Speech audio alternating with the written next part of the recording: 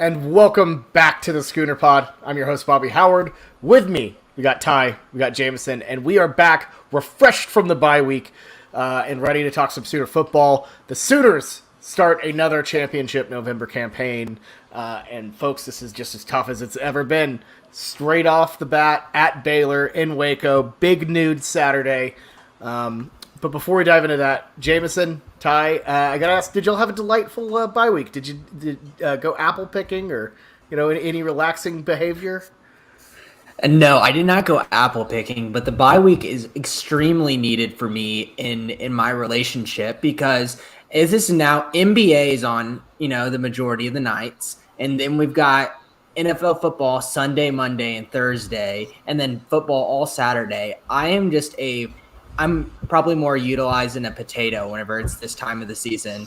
I'm really I just sit on the couch all day. So this was needed. I went out and did what I needed to do, and I think I've earned enough brownie points to get me through December now. There you go. That's what you need to do. You need to do just enough to around the house, just enough to kind of get things going. Ty, what about you? Good bye week?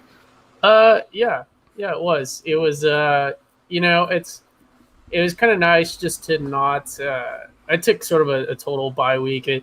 Widely known on the podcast that I do early mornings on Saturdays. Get up and make or acquire food, and then be ready and for the game day at 8, and then sort of jump in the day. And I like to do a little chores here and there as game day's on and get warmed up. But it was kind of nice just to have not a big OU game because they've been stressful this year, and I will get into this more on the next pod. But as a known Michigan State hater, it was just a wonderful week because it was when I'm watching other teams that aren't like OU, it's one of those I'll kind of care, but then if it goes bad, it's whatever. But if it starts to go good, I still get the joy. So that was nice. Of course, it was a bad day for the haters of or a great day for the haters, a bad day for to be a player hater. it was a player haters ball weekend of college football for sure. Especially for you, you got AR-15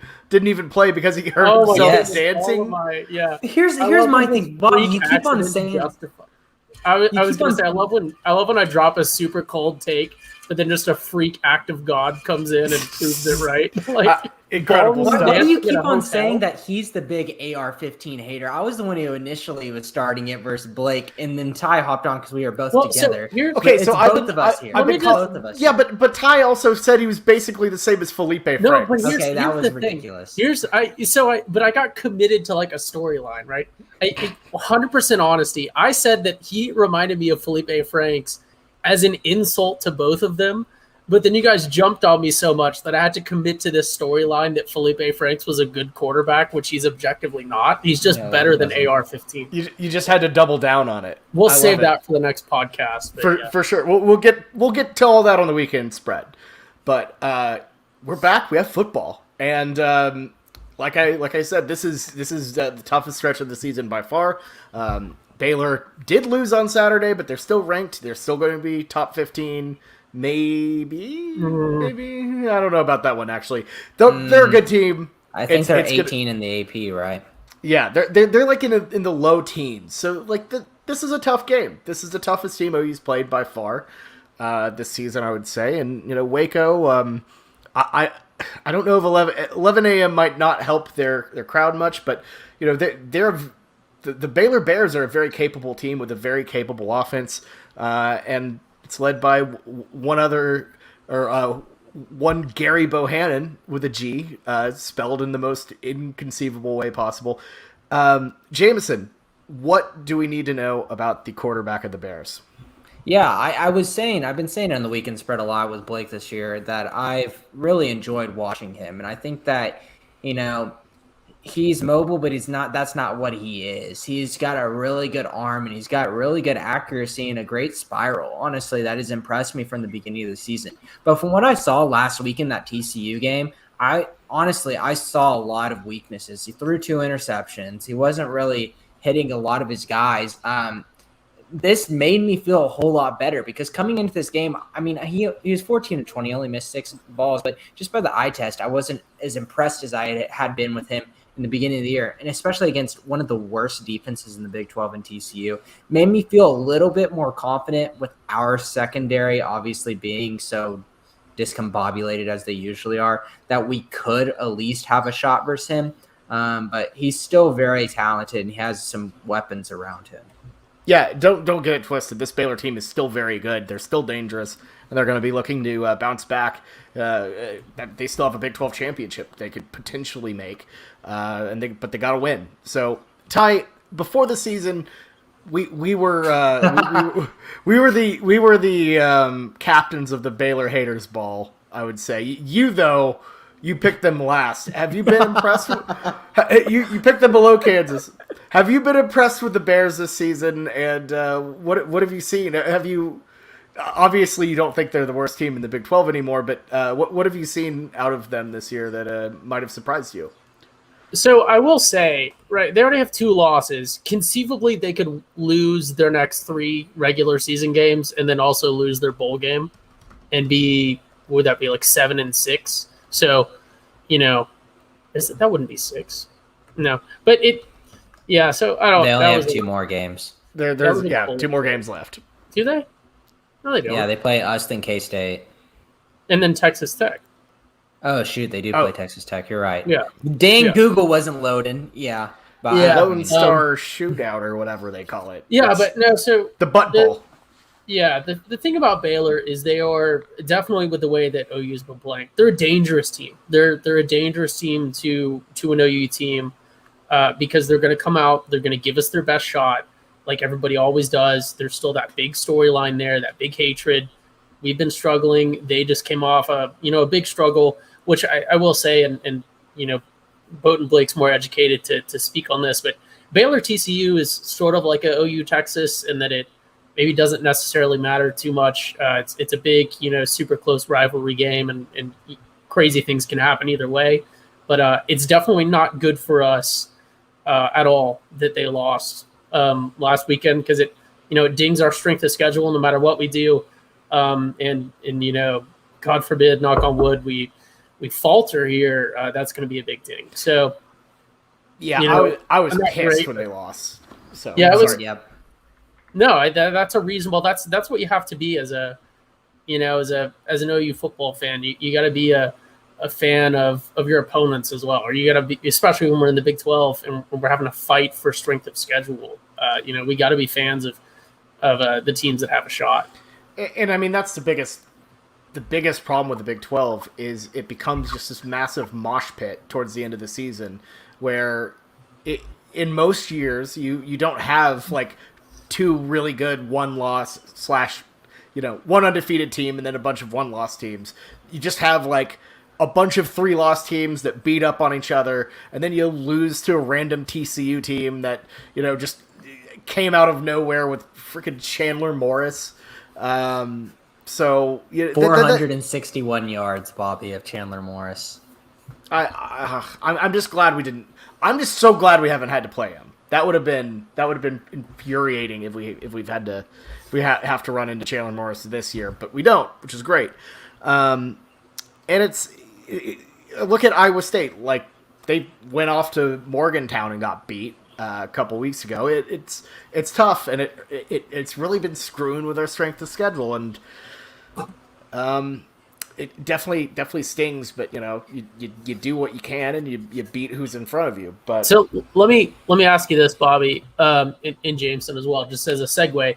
How are you guys feeling about Baylor's run game? Because I feel like OU, as OU fans, we have this whole the defense is going to give up big plays, but it seems like this year we're giving up more big run plays than we have traditionally, or at least it's maybe a little bit more frequent. Because I always remember we always give up a big pass play here and there that always hurts, but I can't really remember us giving up as many big or long run plays as we have sort of this year. So is that something Baylor maybe brings to the table with I think his name's Abraham? Yeah, Abraham's very Abram good. Smith. It's just Abram. So, Abram. But like they have a 2-headed monster at running back. Abram Smith and Tristan Ebner is also very talented at running back as well. Like these guys, these aren't your household names. These aren't your Breece Halls. These aren't, like Zach Evans was for TCU before he quit quit on the team. But like these are pretty good running backs, and they should definitely you should bat an eye at them. Like I said, like Gary Bohannon has weapons around him, and that's an established run game that should, bully up on teams to open up the pass for Gary. The thing is, yes, we've had a couple of long runs here and there, but what we really need to make sure is we can get ahead on first down on Saturday. We do not want them getting 4 yards on the first carry, 5 yards on the first carry, and then we're playing third down and twos like we've had, and they just elongate a drive against us and they control the tempo of the game. I think Jalen Redmond coming back in the defensive tackle is huge for that because it just feel like we're more in sync with him out there and we're not having to switch everybody around. Yeah, I agree. Redmond's huge there, and that's. But I will say, as to what Ty said about the long runs, I don't think you're not wrong because I feel like there are those big plays. But other than the big plays, OU's run defense has been very solid this year. They're currently ranked 17th in FBS in rushing. But Robert Griffin defense. said that was our weakness. Yeah. Robert Griffin is the biggest idiot, and look, I'm so happy that people don't have to listen to him this weekend. I sent this to our group, and for the listeners, I watched the Oregon versus whoever Oregon was playing. Washington, yeah, game, and RG3 was commenting that one, and he literally said at one point near the end of a very disappointing performance by Oregon, I don't see how you could leave this Oregon team out of the playoffs. And I was sitting there like with their just terrible loss to Stanford already. And like he's improved. His first ever game was terrible, but he is bad as an announcer. He is bad. And that Oregon team, by the way, I think they're his announcing skills. Yeah. That Oregon team, though, they're infuriating. But even worse is that what Washington did, how they ended that game, where they went out to try to punt down. They went out to punt down 8, and he snapped it over their guy's head for his safety. It just called it. This is the same Washington team that lost to Montana at the beginning of the year, and they go out and say like, "Oh, how can you leave Oregon out of the playoff during this performance?" It was a 1-possession game essentially at the end of the game, and Washington didn't make it right. The 2 points they just turned into 10. Like, how is that a stunning performance versus a Washington team that this season, the week before that they only beat Stanford by 7. And should we even talk about what Stanford just did to make the whole Pac-12 look even worse? They lost to Utah by 45 points. Like, what is going on in the Pac-12 that make you think, Robert Griffin, that they're even to be even talked about as like undisputed playoffs? I love that the Baylor previews just turned into personal attacks. Yes, it still fits. It still fits. You don't have to stay on topic talking about Baylor football because, we can talk about Robert Griffin. I think that's exactly. still topic. Now, speaking of Utah and Baylor quarterbacks, can we talk about how much Charlie Brewer just dropped the bag? Why did he transfer from Baylor? That makes no sense to me. The concussion sent him into a spiral versus us. I remember whenever we hit him hard. Was that Nick Benito that came up across the middle? Yeah, it was. Shoved his head into the dirt, and he got up and started wobbling sideways. Ever since then, it was great for Baylor because, Gary Bohannon has really been great for them this season. But Charlie Brewer, man, that is tough. And when you're transferred to a team like Utah where you had 3 other people, it seems like that transferred there as well, with Rising and then whoever, there's another person there too. Like, honestly, like I don't know. That just didn't make any sense. I feel like Utah just took a lot of transfers this last offseason. Well, if Utah just started with Rising, imagine where they would be. They look awesome right now. They're rolling through teams. And honestly, Oregon Except might have for Oregon State. I don't think. Well, everyone gets tripped up by the spooky beavers every once in a while again. But yeah, I don't know. Let's get back on with Baylor a little bit though. You're right though. That rushing game is pretty good. It's pretty dynamic. I feel like this OU defense is well set up for it. But it's going to come down to what it always does. Can we get Baylor off the field on third downs and fourth downs? Because let's be honest, we suck at those too. And can we come out early and inflict our will, which is it's hard to do on the road. I really do think that the non-night game will help. That environment is not the most intimidating, but I feel like every time we've played them at the stadium, it's always like college game day, night game. You stack all this onto it, and not having that, the Big Nude Saturday kind of doesn't have the same zip to it. I don't know if they'll come out the same. So yeah, environment they won't be drinking their Dr. Pepper that early in the morning. I hope unless they're the Streaker family from the commercials. I don't know. I don't know, how did the Waitians do it? The Wakians, the Wacoans, the Waitians, the Waitians. We'll have to ask Blake on the weekend spread. It can't be the Waitians, Wacoans, the Wakenites. The Wakenites sounds like a cult. I mean, we're on the right. The Waconians. The Waconians. I think that's it. Never mind. Waconians sounds right. Yeah, no cult jokes. No cult jokes for Baylor. The only cult jokes we're gonna make fun of is Chip and Joanna and Shiplap. That's a major important thing to think about is, are the Baylor students and are the Baylor fans going to spend too much time at Magnolia Table? How long is the line going to be? Are they going to spend $25? Maybe. Are they going to spend $25 on a candle or $35 on a candle? So there are a lot of big questions ahead of the game about the atmosphere and how much Magnolia is going to suck people in, clearly. Didn't it come out that she's kind of an asshole? I mean, I'm not stunned. Come on, most people on TV are usually. Oh, I was just gonna say they're from Waco. Okay, this is if we get Baylor people listening to this, like, all right, I've had it. I'm gonna make the only Baylor person that listens to this podcast. Yeah, the only Baylor person that listens to this podcast comes on every week and tries to convince people he's a TCU fan. So. Oh God! Yeah, no. The Baylor people are going to be in the comments, be like, they're talking shit on Chip Gaines.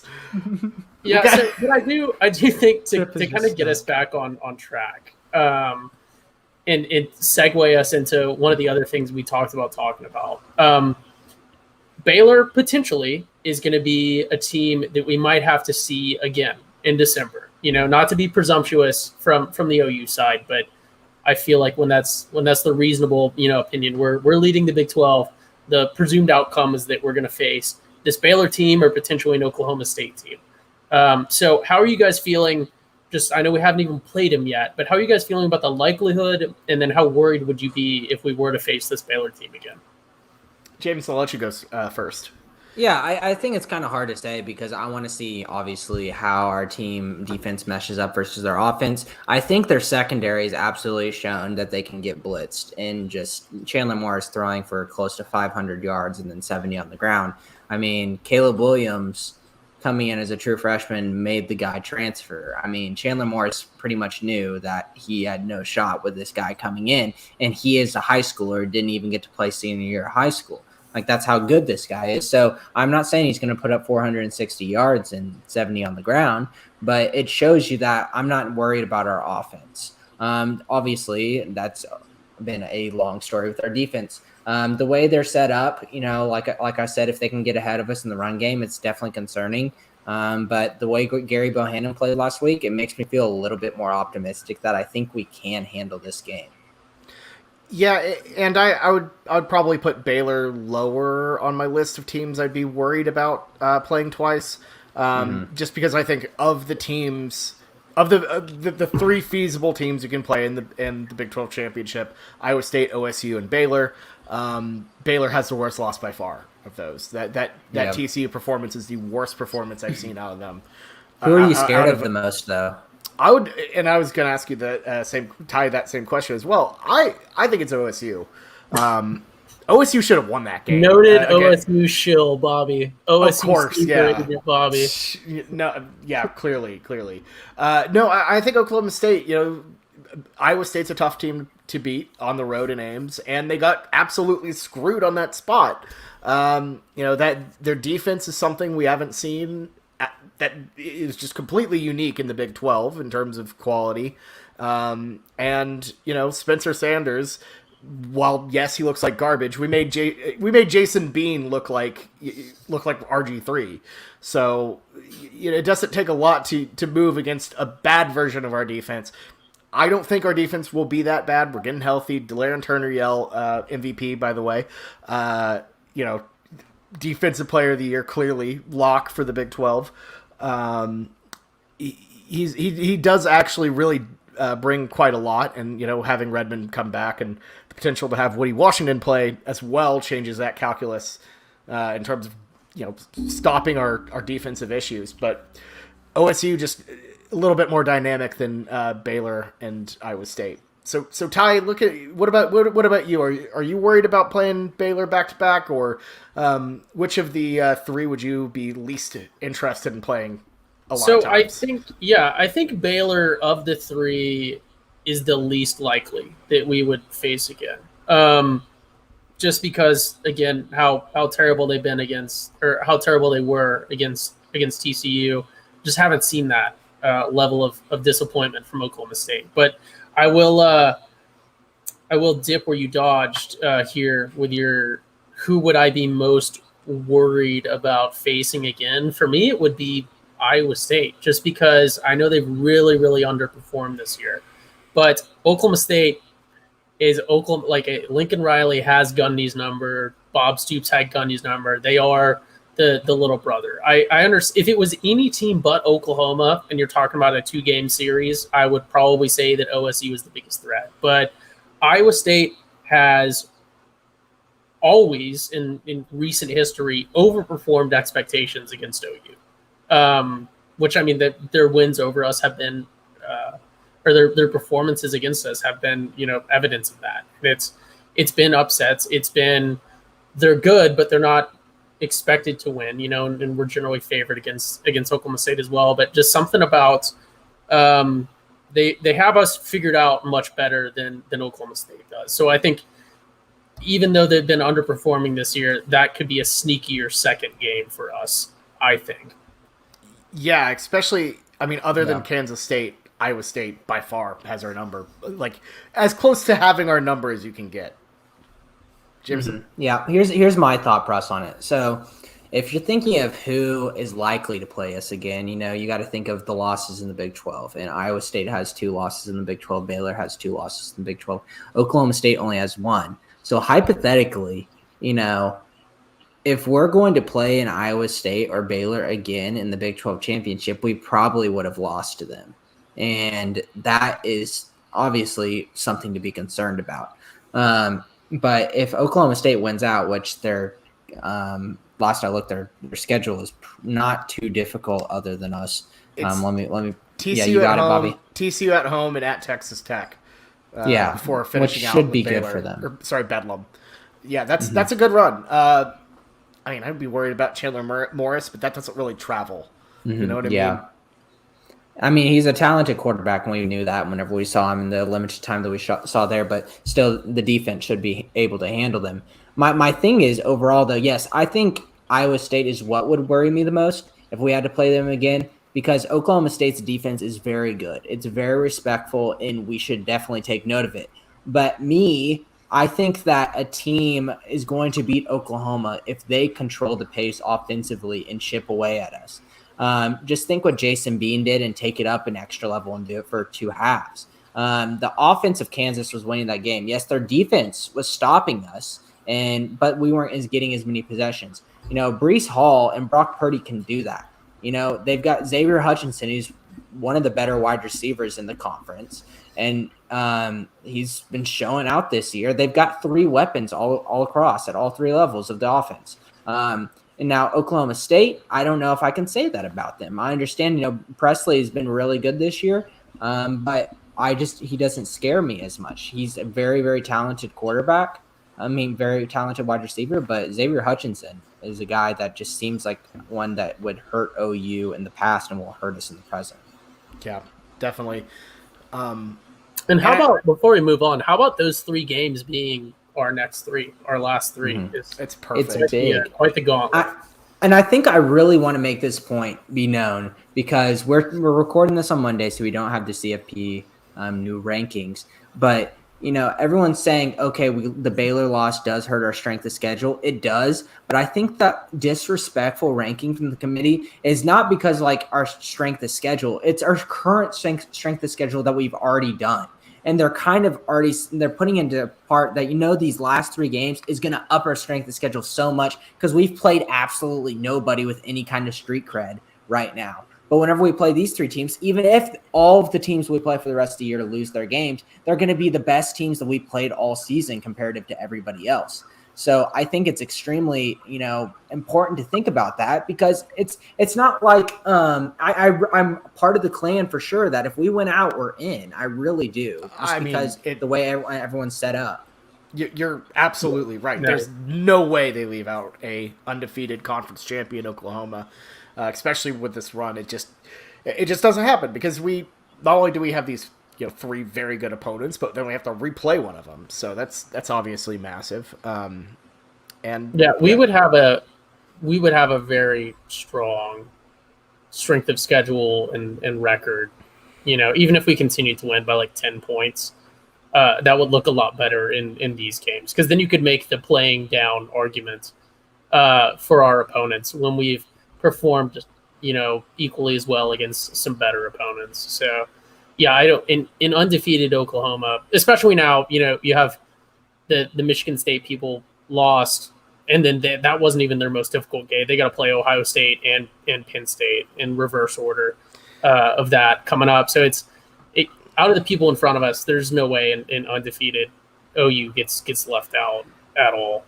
Agreed. I think my thing is it's all about finishing strong. It's all about winning and look, even if OU scrapes by, I think they'll be fine anyways. But if they can really show that, hey, look, we're different, and really use that disrespect card and just kind of push it to string together some really good, legitimately solid performances, especially while the rest of college football is floundering around, barely beating Washington and losing to Purdue, and this is the time to get better. If everyone else is tripping up and looking sloppy while we're looking good, people will forget about what happened in September against Nebraska and Tulane. It's about how you finish, and Oklahoma has been the best at finishing in college football in terms of regular season play, in terms of November championships. People forget, sometimes just how insane this championship November run is. Our last November loss was Baylor, our freshman year, Ty. It's crazy. The first game of that winning streak was that Texas Tech game that me and Connor asked for, drove out to Lubbock and had to come back in the sleet. That feels like a billion years ago. I'm a physically entirely different person than I was back then. So it's like it's wild to think about that sustained success. And Jamison, I know it's like kind of a part of OU's marketing and recruiting a little bit, but how much does this whole championship November attitude and mindset? How real is it, and how tangible is it in terms of motivation, in terms of actually changing the way OU plays in this month? I sure hope it is. I would like it to be a mantra kind of thing, but in all honesty, it might just be a wake-up kind of thing where these teams sleepwalk. Right now, we're seeing a lot of our players on this team sleepwalk when it comes down to intensity. I'm talking to you, Perion Winfrey. And whenever it comes down to, oh gosh, we're almost there, I need to turn in my assignment tomorrow, I need to stay up all night and put in 100% of my effort. Some people are procrastinators, and that's what Championship November is to me. And I really don't think it's something like, oh, look at us, how much we win these championships. We always win in November. Like, I don't know how much actually that's bought into. I think it's just more of like, oh gosh, we're almost to the championship game. I need to start actually trying my hardest instead of skating by and living the college life. The Bobby special, just cobble it together the night before, hope it works. Ty, how much of it, or how much do you think this November is going to kind of, how important is that mindset of finishing strong for OU?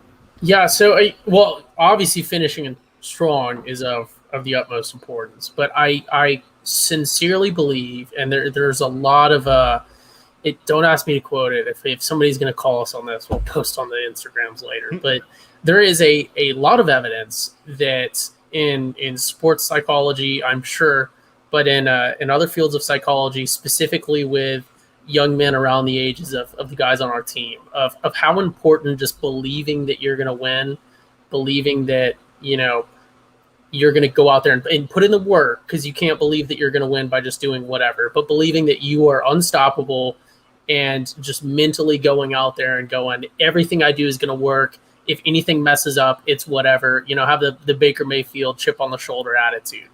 That is so important, because at the same time, if you advertise it enough, like this Championship November thing is well known, you start to get into the heads of the people you're playing, whether they know it or not too. And they're going, oh God, we got to face Oklahoma in November. They're ridiculous in conference play in November. Like, it just, whatever we do, I'm sure it's going to go wrong. They just have the Sooner magic. There's a lot of evidence that is a very real, very important psychological, phenomenon. Just coming in with the right mindset, and then also imparting on your opponents this mindset that no matter what they do, they're gonna lose, and that will really chip at people. So there is some real power to that. But I think at the same time, it's we're manifesting that, but at the same time, just like you guys talked about, it's that crunch time attitude. OU has done that. I'm gonna coast through through here in November. I have my own academic championship in November.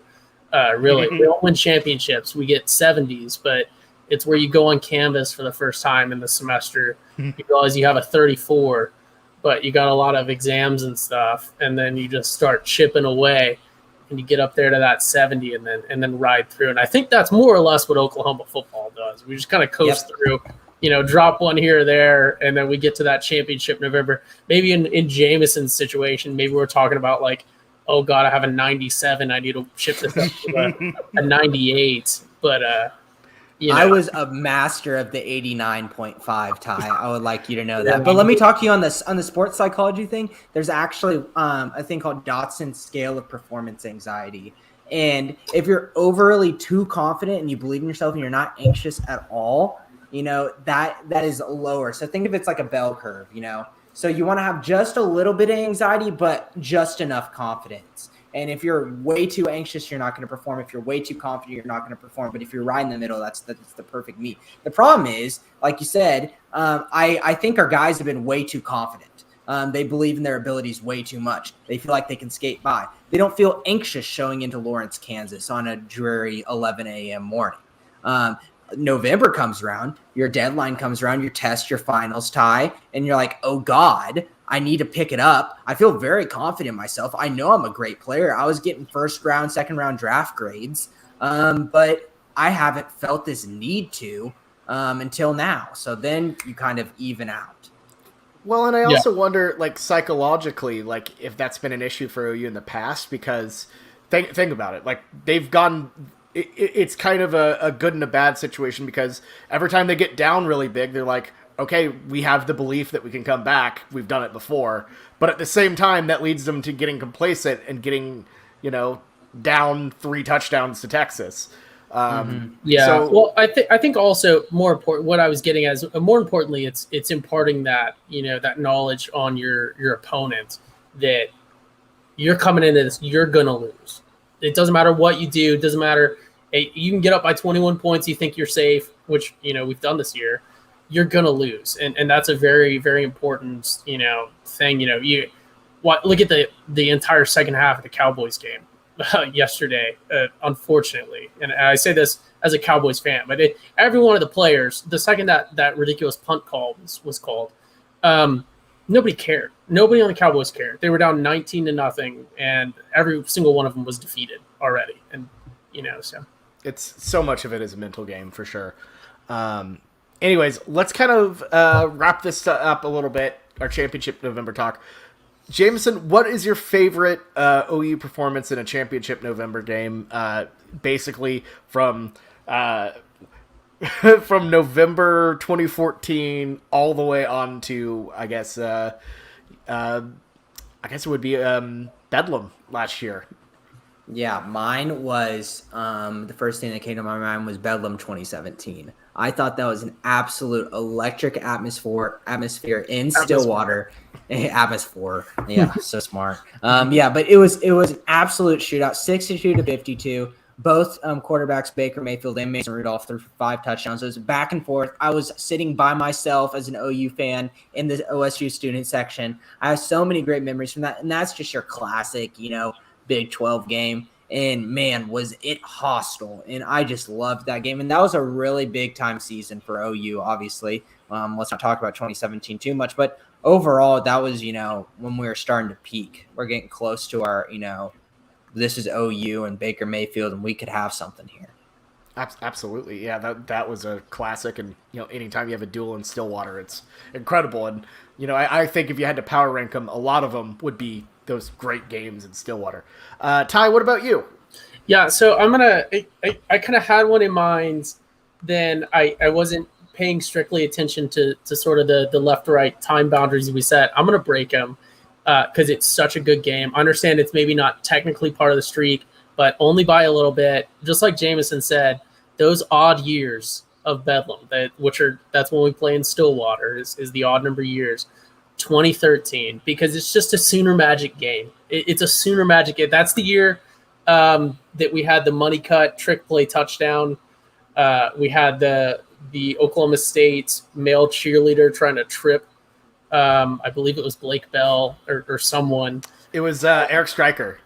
He tried to trip. Okay, yeah. So it was just like absolute Sooner Magic year. But yeah, you could name really any one of a handful of Bedlam games in Stillwater. That's really what comes to mind. And I might get stoned by the listeners for saying this, but I get kind of disappointed on the years where we play OSU and Norman, because it's just not. It doesn't feel the same. You get that November, that fall feeling, and Stillwater is such a great atmosphere to go play there, and it's just, I love it. Yeah, Bedlam in Norman, it's just another Big 12 game, but Bedlam in Stillwater is one of the most special atmospheres in college football, hands down.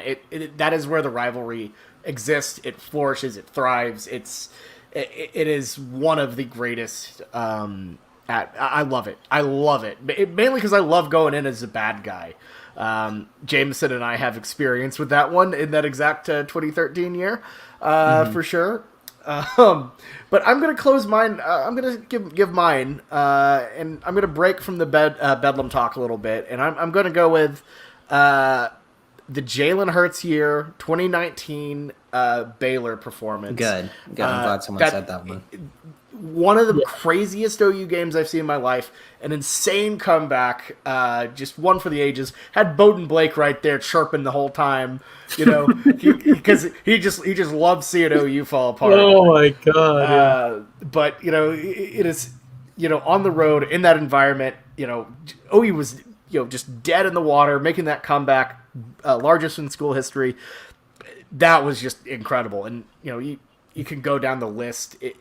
Baylor in 2015, another classic. That whole 2015 run was just insane. With the TCU game, the double overtime situation, Bedlam blowout as well, and that. But I don't want to bore the listeners by waxing poetically on OU's past glories. That's off the wagon. That's off-season content, right there. That could be a really good off the wagon for sure. And, we got to cut ourselves, because you got me wanting to start bringing up all the old games. Yeah, no, off-season stuff's gonna be fun for sure.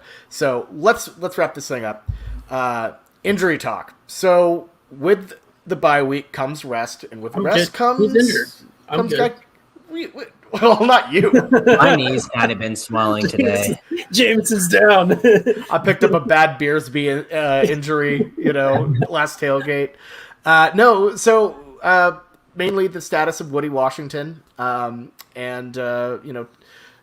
what's going on, Jameson? What are you hearing?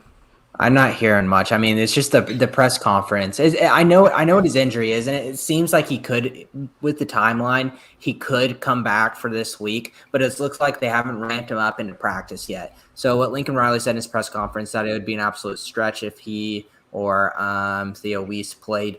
What I've kind of noticed a little bit with comparing, NFL injuries, which you kind of know everyone's injury and diagnosis versus college, you don't know anything really. Is they take their time a little bit more with the college players, and obviously they should because they're not getting, well, now they are, but they're not getting paid millions of dollars to play the game and to get out there. So it's a little bit of a different dynamic. So it looks like that he is very close to practicing, and I bet you he gets some limited practice this week and then ramp up to a full participant next week and get ready for the Iowa State. But Theo Weiss is another name. Looks like they're optimistic he'll get back before the end of the season. That's a big name to watch. Jalen Redmond looks like he's going to get back into form. Delarrin Turner-Ellis looked good. And other than that, if we can get those guys back, hopefully this is going to turn into that defense that we thought that we had a real big time top 10 defense in the nation in Oklahoma at the beginning of the season. But there's still a lot to be seen. I think it is an absolute blessing we found Key Lawrence at that cornerback position with Woody still being out for one more game. We'll see was that a one-hit wonder or is it not moving into Saturday. That's probably my biggest thing to watch is Key Lawrence a one-hit wonder. So absolutely, especially against better competition for sure. So let's just kind of wrap this up with a quick kind of predictions for this final stretch. Ty, what do you see happening? Do you see? You can say, what do you want? What do you want? What do you want? That was such a bad transition. I'll take a one national championship with a side of Big 12 championship. Oh, yeah. God. Okay, so I knew what you're going. What do I think is going to happen for OU specifically? I think in conference play, I think from date to now, the reasonable assumption, right? The video game NPC. This is OU's to lose. It's not just a Iowa State specific thing. Right, like all of these teams should not beat OU. If OU loses these games, it's because OU lost. So I think the reasonable, greater than 80% scenario is that OU goes 4-0 in conference play from date out, and that's including the championship game. So yeah. Wow, you should parlay that. I love it. Yeah, but I think it's pretty reasonable, right? Like it's not. I understand you kind of have to as an OU fan, right? But it's. I mean, I'm not. He's not wrong. I mean, we will be the favorite in everyone. Even if we dropped one of these games, let's say we drop Bedlam to OSU because they're the most likely championship opponent, we would then go into the championship against OSU still the favorites. I guarantee. Yes. And so we should win all of these games. So I think the reasonable assumption is OU goes 4-0. We're not going to cover. But give us. Well, what's the math? So say if every single game for these next 4, we have a 90% chance going in. You feel like if we played 10 games, we win 9 of them. If the statistical odds of us running the table and winning all 4 of those is still 66%. So it's still something to be worried about statistically, even if you have a little bit of a doubt that, whenever you compound, and square and third and fourth, your odds make it a little bit worry. I also think that we're going to, run the table. I think that we're going to have a really good game in Baylor this coming Saturday. I feel pretty confident about that, but Iowa State worries me. I think that'll be a close game. That's really going to test us a lot. And maybe we might have some of our injuries back by then. And then Oklahoma State, you never know what you're going to get. It's going to be an electric atmosphere either way. And it'll be really cool to see how Caleb Williams handles that. When the last time he was in an electric atmosphere in hostile territory, he showed out and put his name on the map. Well, that Bedlam game, too, is going to be historic in nature because it might be the last in God knows how long, given the SEC move.